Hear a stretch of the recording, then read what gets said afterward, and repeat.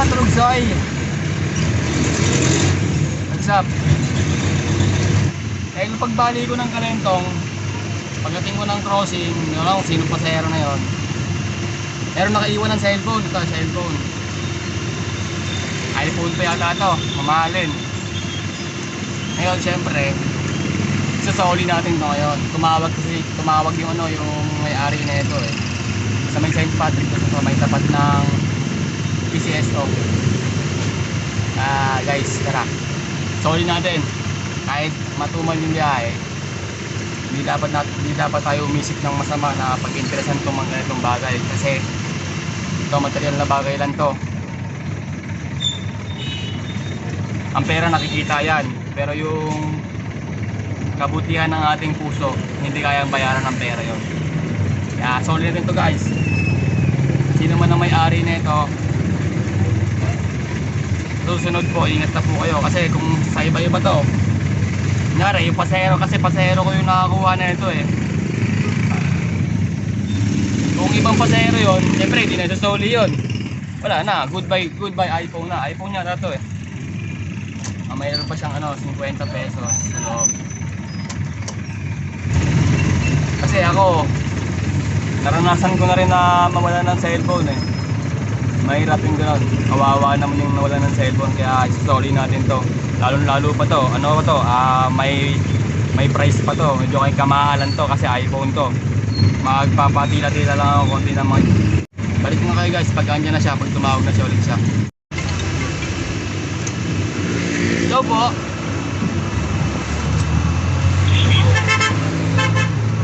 Andito pa lang po ako sa may po, Kapitolyo po.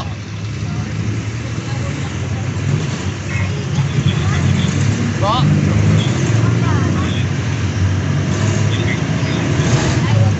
Dito po sa may Kapitolyo, Pasig pa lang po ako. Pa-crossing pa lang po, pa-crossing. Ako, padaan na po ako. Pwede pa bang lang ako sir kasi di ko po alam paano tatawagan sir.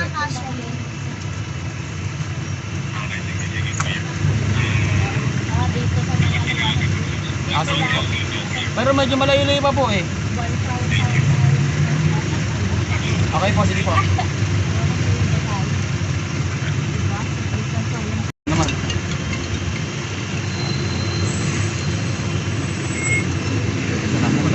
Hello po.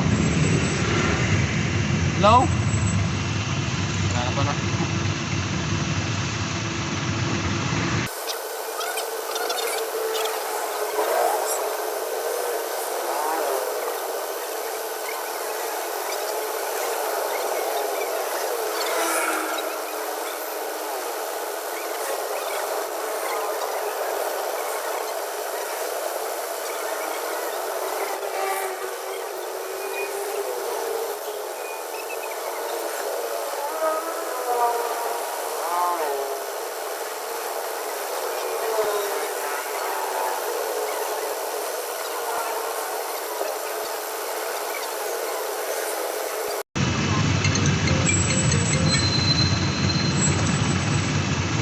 Hello po.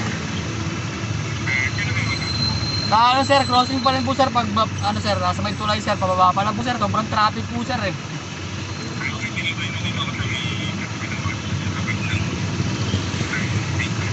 Sige po sir, pahintay na lang po ako sir. Okay po sir, salamat po. Navy blue po. Sige po.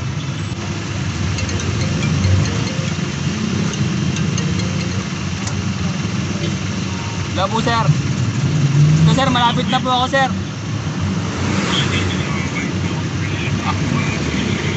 Sige po sir. Nasa may PCSO na po ako sir eh. Okay lang po kung tawag sir.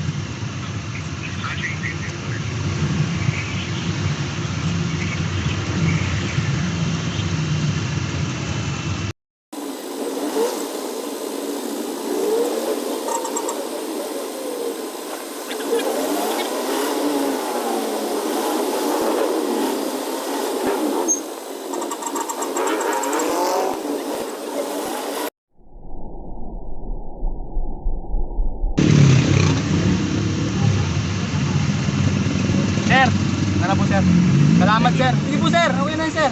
Sige sir. Sige sir, okay na sir. Nangyari. So yun na nga mga tulog-soy mga idol. Naisoli na natin ang maayos yung cellphone sir. Yun yung sa may St. Patrick, sa may tapat ng PCSO sa Mandaluyong. Bilang ganti naman niya, binigyan naman niya tayo ng konting babuya. Pero hindi ko na nga dapat talaga tinatanggap yun eh. Kaso may mga pasahero ko, talagang iniwan yung talaga dito sa may dashboard ko eh. Wala na rin ako magagawa, sabay yung umalis na rin agad. Kahit hindi naman niya ako bigyan ng pera, wala lang problema yun sa akin. At sa akin lang, para maibalik ko lang na maayos. Kasi yung cellphone na yun, hindi pa basta-basta yun eh. Kasi ano yun, may kamahalan yung cellphone na yun. Pinagpagkuran niya rin yung pinambili niya doon, kaya sinuli natin. So yun na mga tulsoy no. Kayo kung may makukuha rin kayong mga gano'n, sige,